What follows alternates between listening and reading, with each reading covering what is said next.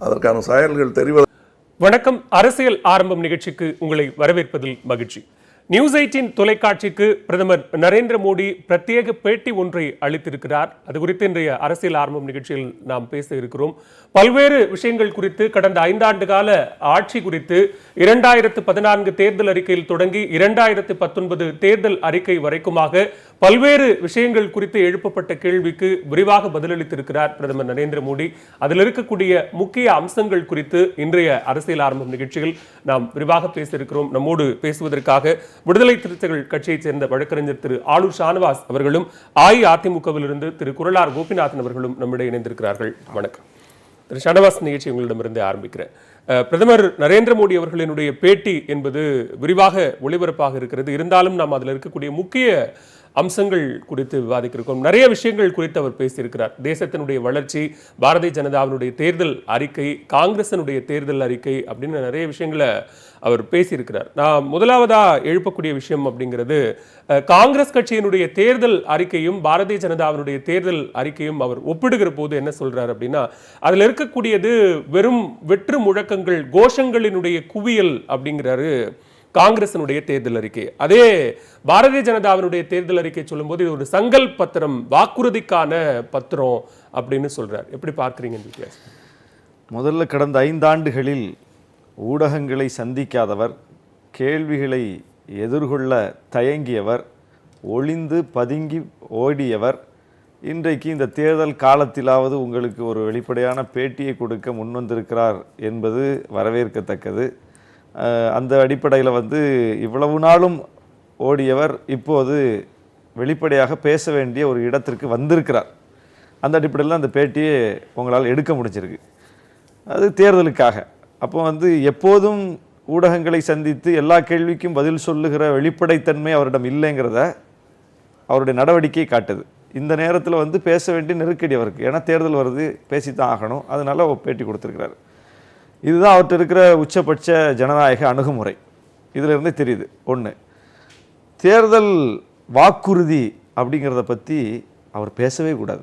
ஏன்னா கடந்த தேர்தலில் அவர் பிரதமர் வேட்பாளராக முன்னிறுத்தப்பட்டு குஜராத்தினுடைய வளர்ச்சி நாயகன், குஜராத்தையே அப்படி தலைகீழாக புரட்டியவர், நாட்டுக்கே பிரதமரானால் எப்படி புரட்டுவார் என்றெல்லாம் பெரிய பிம்பம் உருவாக்கப்பட்டு முழக்கம் முன்வைக்கப்பட்டு தான் அவர் முன்னிறுத்தப்பட்டார். வாக்குறுதிகளை அள்ளி வீசினார். நாங்கள் வந்தால் கோடிக்கணக்கான இளைஞர்களுக்கு வேலை வாய்ப்பு கொடுப்போம், கருப்பு பணத்தை மீட்டு 15 லட்சம் போடுவோம்.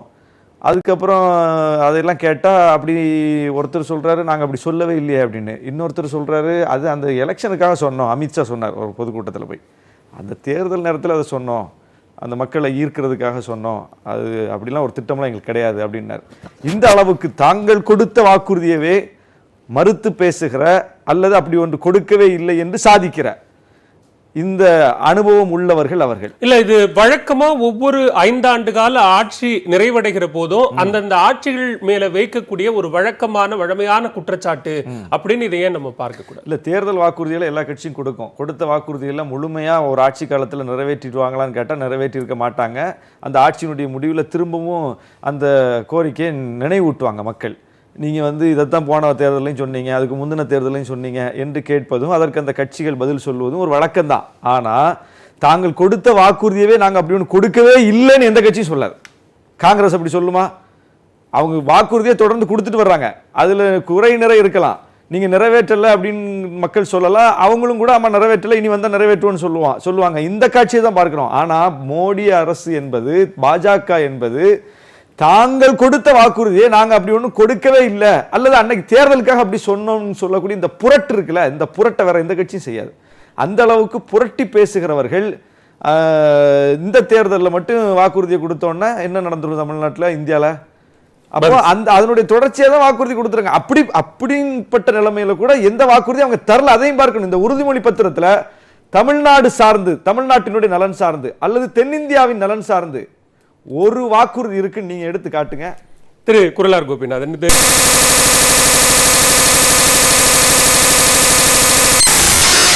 இது சொன்னதையே சொல்லல அப்படின்னு சொல்லுகிற போது இது எப்படி உறுதிமொழியாகும் அப்படின்னு கேட்கிறார் ஷானவாஸ். அதாவது மோடி அவர்கள் பத்திரிகையாளர்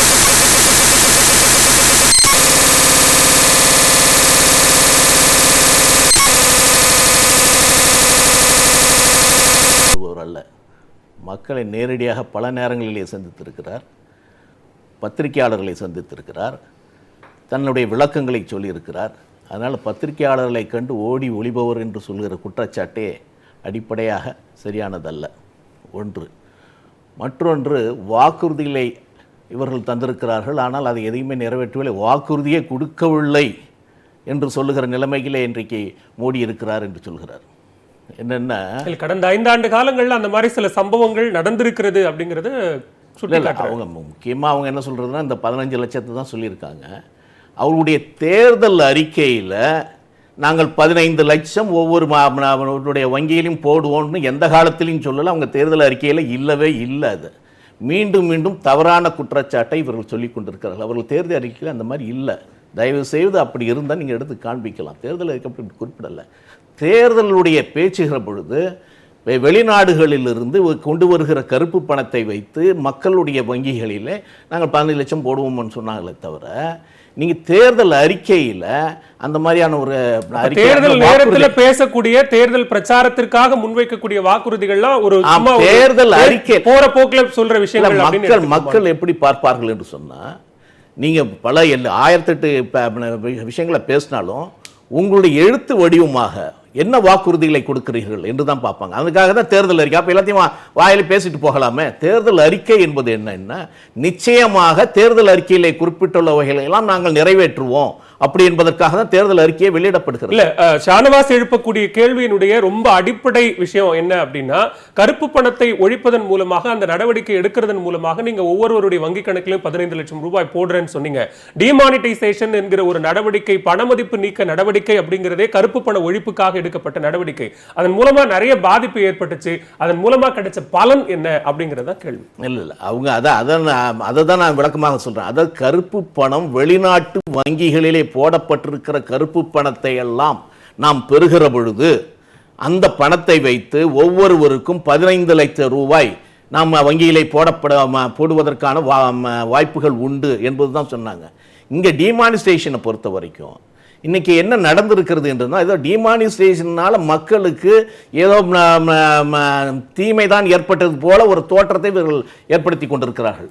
என்ன நடந்தது, என்ன நீங்க ரோட்ல நின்று அன்னைக்கு 500 ரூபா வாங்கிட்டாங்க, 1000 ரூபா வாங்கிட்டாங்க, இதை தான் சொல்றாங்களே தவிர, அதன் மூலமாக ஏறக்குறைய 3 லட்சம் ஹாலோ கம்பெனிகள், ஷாலோ கம்பெனிஸ்கள் நிறுத்தப்பட்டிருக்கிறது, லெட்டர் பேட் கம்பெனிகள் நிறுத்தப்பட்டிருக்கிறது, கண்டுபிடிக்கப்பட்டு அழிக்கப்பட்டிருக்கிறது. என்னன்னா, இன்னைக்கு நம்மளுடைய நாட்டில் நம்ம லெட்டர் பேட் கம்பெனியை வச்சுக்கிட்டு நீங்கள் பணம் அதன் மூலமாக வந்ததாக அவர்கள் கருப்பு பணத்தை உருவாக்கி கொண்டிருந்தார்கள். அது இன்றைக்கு தடுக்கப்பட்டிருக்கிறது. 1. 2, நீங்கள் பாகிஸ்தான்ல இருந்து கள்ள நோட்டுகள் தயாரிக்கப்பட்டு தீவிரவாதிகள் மூலமாக இங்கே இந்தியாவில் கொண்டு வரப்பட்டது. ஏறக்குறைய 1 லட்சம் கோடி அளவுக்கு 1000 ரூபாய் நோட்டுகள் இங்கே கொண்டு வரப்பட்டிருக்கிறது. அது இன்றைக்கு முற்றிலுமாக அழிக்கப்பட்டிருக்கிறது. அதனால அந்த தீவிரவாத இயக்கம் அதனால குறைக்கப்பட்டிருக்கிறது. அதுதான் உங்களுடைய ஆத்திரமே. என்னன்னா, இதனால் தடைப்பட்டு போய்விட்டதே என்பது அது நிச்சயமாக தடுக்கப்பட்டிருக்கிறது. 3வது, இன்றைக்கு டாக்ஸை வரி கட்டாத 1 லட்சம் பேர்கள் இதில் சேர்க்கப்பட்டிருக்கிறார்கள். ஸோ இந்த வருமானங்கள்லாம் இந்தியா அரசுக்கு வருகிறது. அந்த அரசு 2014 கொடுக்கப்பட்ட வாக்குறுதிகள்ல முழுமையாக நிறைவேற்றப்பட்டதாக நம்ம எடுத்துக்கணும் நீங்க சொல்றதன் அடிப்படையில். இல்ல எல்லாமே நிறைவேற்றி கொண்டிருக்கிறார்கள் என்று நம்ம சொல்லணும். என்னன்னா, இவங்க சொல்றாங்க வேலை இல்லை, நம்ம திண்டாட்டத்தை ஒழிப்போம் அப்படின்னு சொன்னாங்க. ஆனால் என்ன நடவடிக்கை எடுத்தார்கள் என்று சொன்னார்கள். இன்னைக்கு நீங்க ஒன்றும் இல்லை, முத்ரா திட்டத்தில் இன்றைக்கு தமிழகத்தில் மட்டும் 1 கோடி பேர்கள் பயன்பட்டு இருக்கிறார்கள். 1 கோடி பேர்கள் அதனை வாங்கியிருக்கிறார்கள். அப்படின்னா குறைந்தபட்சம் ஒரு 2 பேராவது அதனால் பயன்படணும். அப்போ 2 கோடி பேருக்கு வேலை வாய்ப்புகள் உருவாக்கப்பட்டிருக்கிறது. அப்படித்தான் இந்தியா முழுவதும் நீங்கள் கணக்கில் எடுத்துக்கணும். நீங்கள் அப்படிப்பட்ட சூழ்நிலை இங்கே உருவாக்கி இருக்கிறார்கள். நீங்கள் எல்லா இடத்துலையுமே நீங்கள் வேலை வாய்ப்பை அவங்க உருவாக்கலை அப்படின்னு சொல்லுகிறது நீங்கள் மக்களை ஏமாற்றுவதற்கான வார்த்தைகளாக. அடுத்த கேள்விக்கு போகிறேன். திரு ஷானவாஸ், காங்கிரசினுடைய இந்த குறைந்தபட்ச வருமான திட்டம் ஆண்டுக்கு 72,000 அப்படிங்கிற இந்த குறைந்தபட்ச வருமான திட்டம் NYAY நியாய் குறித்து பிரதமரிடம் கேள்வி எழுப்பப்படுகிற போது அவர் என்ன சொல்றாருன்னா, இத்தனை ஆண்டு காலமாக காங்கிரஸ் கட்சி ஆட்சியிலிருந்து வறுமையை ஒழிக்கிற விஷயத்துல தோற்று போயிருக்கிறது. அப்படி பார்க்கிற போது 84 கலவரத்துல சீக்கியர்கள் கொல்லப்பட்டதற்கான நியாயம் என்ன அப்படின்னு கேட்கிறார். போபால் விஷவாயு தாக்குதல்ல உயிரிழந்தவர்களுக்கான நியாயம் என்ன, நரசிம்மராவ் அவர்களுக்கான நியாயம் என்ன அப்படின்னு பல்வேறு கேள்விகளை அவர் முன்வைக்கிறார். இவர்களுக்கெல்லாம் நியாயம் கிடைத்திருக்கிறதா அப்படின்னா இந்த நியாய திட்டத்தினால யாருக்கும் நியாயம் கிடைக்க போறதில்லை அப்படிங்கிற மாதிரியான ஒரு பதிலை அவர் முன்வைக்கிறார். காங்கிரஸ் நோக்கி அந்த கேள்வி எழுப்பணும். காங்கிரஸால் அநீதி இழைக்கப்பட்டவர்களுக்கு காங்கிரஸ் உண்மையிலே பதில் சொல்லணும். போபால் விஷவாயு கசிவால் பாதிக்கப்பட்ட மக்கள் 30 ஆண்டுகளாக நிற்கதியாய் தெருவில் நிற்கிறார்கள். ஆனால் அந்த குற்றவாளி ஆண்டர்சன் இந்திய நாட்டிலிருந்து தப்ப வைக்கப்பட்டார். அவர் இறந்தும் போயிட்டார். அப்படிப்பட்ட சூழலில் இன்னும் அந்த மக்களுக்கு நீதி வழங்கப்படலை. சரி, காங்கிரஸுக்கு எதிர்நிலையில் நிற்கிற கட்சி தானே பாஜக. நீதி வழங்கியிருக்கலாம்ல. காங்கிரஸ் வழங்கலை என்பது உங்களுடைய குற்றச்சாட்டு. 5 ஆண்டுகளில் நீங்கள் போபால் மக்களுக்கு நீதி வழங்கிட்டீங்களா? குற்றவாளிகளை நீங்கள் கூண்டில் நிறுத்திட்டீங்களா? சீக்கியர்கள் படுகொலையில் நீங்கள் நீதி வழங்கிட்டீங்களா? அந்த மக்களுக்கு உரிய நீதியை நீங்கள் பெற்றுக் கொடுத்துட்டீங்களா? உங்கள்கிட்ட தான் வாஜ்பாய் காலத்தில் 5 ஆண்டுகள் ஆட்சி இருந்திருக்குது. இப்போ மோடிட்ட 5 ஆண்டுகள் ஆட்சி இருந்திருக்குது. உங்கள்கிட்ட 10 ஆண்டுகள் ஆட்சி இருந்திருக்குதா? இந்த 10 ஆண்டுகளில் நீங்கள் எல்லா விஷயத்துக்கும் நீதி பெற்று தந்திருக்க முடியுமே. அப்போ நீங்கள் காங்கிரஸால் பாதிக்கப்பட்ட மக்களுக்கும் நீதி பெற்று தரல, உங்களால் பாதிக்கப்பட்ட மக்களுக்கும் நீதி பெற்று தரல. இதே கேள்வி மோடிட்டே கேட்கலாம்ல. குஜராத்தில் படுகொலை செய்யப்பட்ட மக்களுக்கு நீதி வழங்கப்பட்டு விட்டதா? உச்சநீதிமன்றத்தில் வாக்குறுதி கொடுத்துட்டு நாங்கள் ஒரு பூஜைக்காகத்தான் கூடுறோம், எந்தவித அசம்பாவித்திலும் ஈடுபட மாட்டோம்னு சொல்லிட்டு கூடி அங்கே போய் ஒரு பாபர் மசூதியை இடித்து தகர்த்தாங்களே. இன்னைக்கு அதில் லிபர்ஹான் ஆணையம் 60-68 பேர் குற்றவாளின்னு சொல்லியிருக்குது. அதில் அத்வானி உட்பட, முரளி மனோகர் ஜோஷி உட்பட, உமாபாரதி உட்பட அவங்களுக்குலாம் தண்டனை கிடைச்சிருச்சு. இந்த மாதிரியான கேள்விகள் பாரதிய ஜனதாவை நோக்கி முன்வைக்கிற போது அவர்கள் சொல்லக்கூடிய பதில் என்ன அப்படின்னா, எல்லா விஷயத்துக்கும் சொல்லக்கூடிய பதில் என்ன அப்படின்னா, இத்தனை ஆண்டு காலமாக, குறிப்பா இதற்கு முந்தைய 10 ஆண்டு காலத்துல தொடர்ச்சியாக ஆட்சியில் இருந்த காங்கிரஸ் தேசத்தை படுகொழியில தள்ளிருச்சு, அதை மீட்டு கொண்டு வருவதற்கான கால அவகாசம் அப்படிங்கிறது போதுமான அளவுக்காக இருக்கணும் அப்படின்னு சொன்னது. ஒருவேளை இந்த 5 ஆண்டு கால அவகாசம் அதுக்கு போதல அப்படின்னு நம்ம எடுத்துக்க முடியுமா? அப்படி அவங்க சொல்லவே இல்லையா? ஒவ்வொரு திட்டத்தை கொண்டு வரும்போதும் அவர் உடனடியாக நாளைக்கே தலைகீழா மாறிடும் என்பதுதான் அவருடைய முழக்கமா இருக்குது. பணமதிப்பிழப்பு நடவடிக்கை என்பது கூட மக்கள்லாம் துயரத்தில் வாடும்போது அவர் என்ன சொன்னார்? இந்த துயரத்தை நான் புரிஞ்சுக்கிறேன், கண்டிப்பாக இந்த நடவடிக்கையால் நீங்கள் கஷ்டத்தை அனுபவிப்பீங்க, அது உண்மைதான், உங்களுக்கு பல சிரமங்கள் வரும், அதை நான் ஒத்துக்கிறேன், நான் இது உண்மையிலே இனிப்பு மருந்து நான் சொல்லலை, இது கசப்பு மருந்து தான் அப்படின்னு ஒத்துக்கிட்டார். ஆனால் இது எவ்வளவு நாள் அப்படின்னு ஒரு கெடு சொன்னார். 50 நாள். 50 நாள் பொறுத்திருங்கள், 5 தலைமுறை வாழலாம்னு மோடி சொன்னாரா இல்லையா? பாஜக காரங்க தமிழ்நாடு முழுவதும், இந்தியா முழுவதும் இந்த முழக்கத்தை முன்வைத்தார்களா இல்லையா? 50 நாள் பொறுத்திருங்கள்.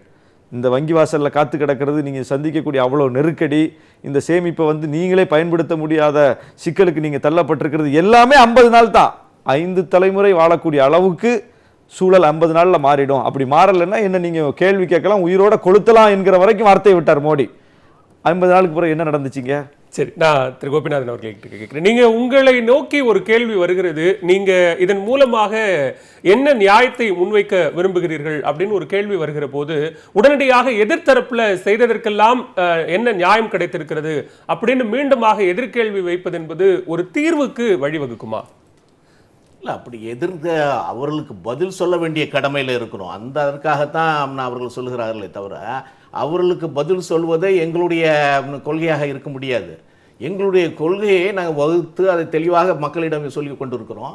அதை மக்களும் ஏற்றுக்கொண்டிருக்கிறார்கள். நீங்கள் எந்த காலகட்டத்திலும் நீங்கள் என்ன சொல்கிறீங்க, எந்த திட்டத்தை கொண்டு வந்தாலும் நீங்கள் எதிர்ப்பது இது என்னென்னா, மோடி கொண்டு வந்துட்டார் அதனால் இதை எதிர்க்கணும், தமிழ்நாடு அரசு கொண்டு வந்து விட்டது அதனால் இதை எதிர்க்கணும் அப்படி என்கிற நோக்கத்தில் நீங்கள் எல்லா திட்டங்களையும் நீங்கள் எதிர்த்துருக்கீங்க.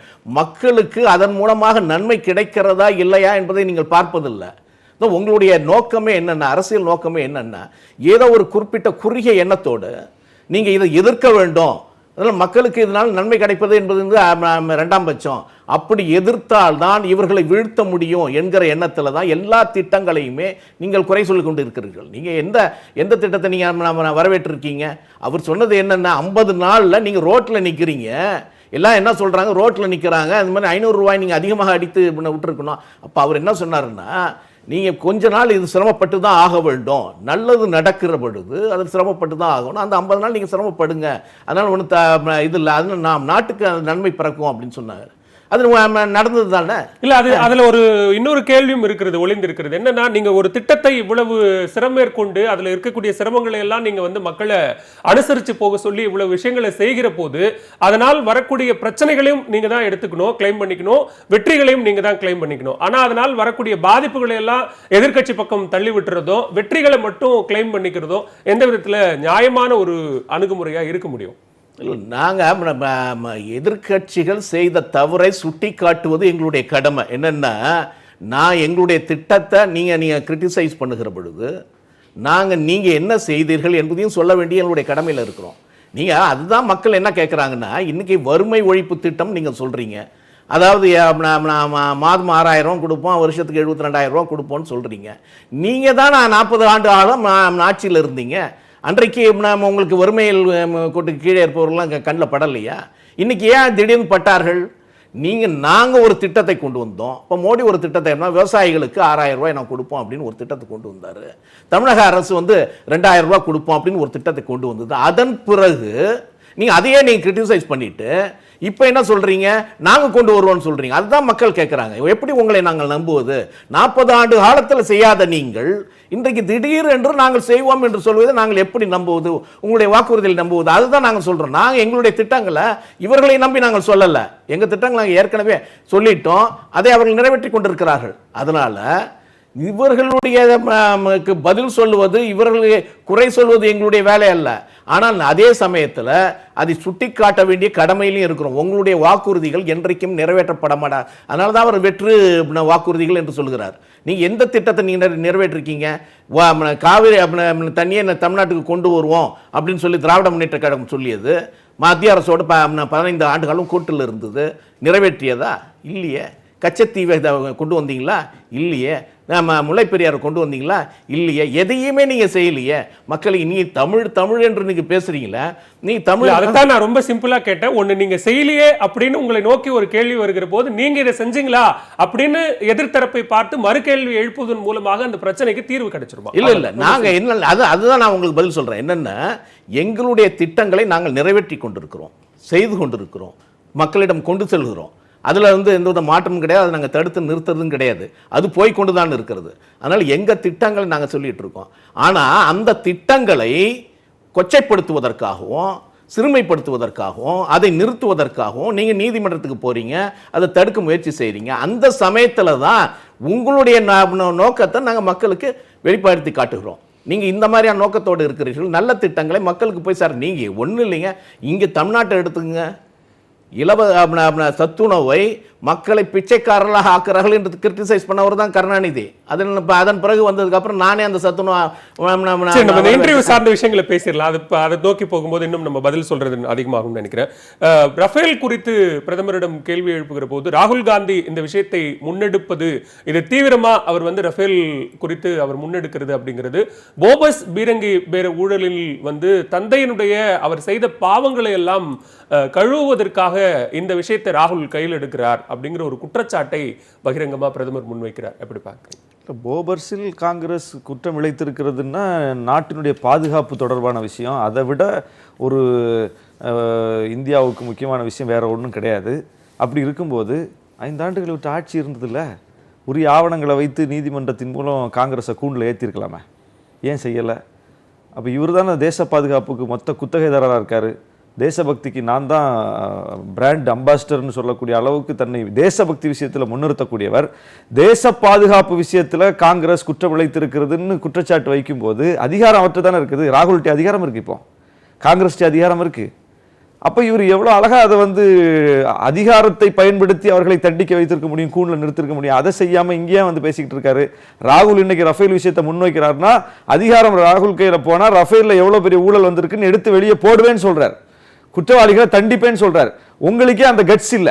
மோடிக்கு ஏன் போபர்ஸ் விஷயத்துல நடந்த ஊழலை வெளிக்கொண்டு காங்கிரஸை தண்டிக்கக்கூடிய அளவுக்கு அப்ப சரக்கு இல்ல. அதுதான் நம்ம பார்க்கணும். அப்ப வெற்றி முழக்கத்தை அவர் தான் முன்வைக்கிறார். அப்புறம் நிறைய சொன்னார், பாஜக கொண்டு வருகிற எல்லா திட்டத்தையும் கண்ணை மூடிக்கிட்டு நாம எதிர்க்கிறோம். நீங்க எதுக்கு பொது சிவில் சட்டம் எதிர்க்கிறீங்க? நீங்க எதுக்கு ராமர் கோவில் கட்டுறதை எதிர்க்கிறீங்க? நீங்க எதுக்கு முத்தலாக் சட்டத்தை எதிர்க்கிறீங்க? எல்லாம் மோடி கொண்டு வர்றது தான். சமஸ்கிருத திணிப்பு இன்னைக்கு செய்யறாரு, ஏத்துக்கிறீங்களா? ஏத்துக்கிறீங்களான்னு கேக்குறேன். இல்ல, அப்போ சமஸ்கிருத திணிப்பு மோடி அரசு கொண்டு வருகிற திட்டங்கள்ல இன்னைக்கு அதுதான் இருக்கு பிரதானமா. அவர் சொல்லியிருக்க வாக்குறுதிகள் எது இருக்கு சொல்லுங்க? தமிழ்நாடு சார்ந்து நான் சொன்ன விஷயங்களை தவிர்த்து வேற ஏதாவது இருக்கா? இதுதான் இருக்கு. இது தமிழ்நாட்டினுடைய கோரிக்கையா? அதிமுக எதிர்க்கிற விஷயங்கள், பாமக எதிர்க்கிற விஷயங்கள், இதெல்லாம் கூட்டணியில் இருக்கக்கூடிய கட்சிகளை முக்கியமாக எதிர்க்கக்கூடிய விஷயங்களை வரிசையை அடுக்கி வச்சுக்கிட்டு கூட்டணியில் இருக்கக்கூடிய கட்சிகள் வலியுறுத்துற விஷயத்தை ஒன்ன கூட தன்னுடைய தேர்தல் அறிக்கையில சொல்லாத ஒரு கட்சியை இந்தியாவை ஆளணும், மீண்டும் வாய்ப்பளிங்கன்னு இவங்க இங்க பிரச்சாரம் பண்ணிட்டு நன்றி நன்றி. பிரதமர் நரேந்திர மோடியினுடைய நியூஸ் 18 தொலைக்காட்சியினுடைய பிரத்யேக பேட்டி குறித்த ஒரு சில பார்வைகளை நாம் முன்வைத்திருக்கிறோம். விரிவான பேட்டி ஒளிபரப்பாக்குகிறது, பார்த்துவிட்டு நாம் தொடர்ந்து பேசலாம். அரங்கிற்கு வந்து கருத்துக்களை முன்வைத்த திரு ஷானவாஸ் அவர்களுக்கும் திரு குரலார் கோபிநாதன் அவர்களுக்கும் நன்றி. மீண்டும் மற்றொரு நிகழ்ச்சியில் சந்திக்கலாம். நன்றி, வணக்கம்.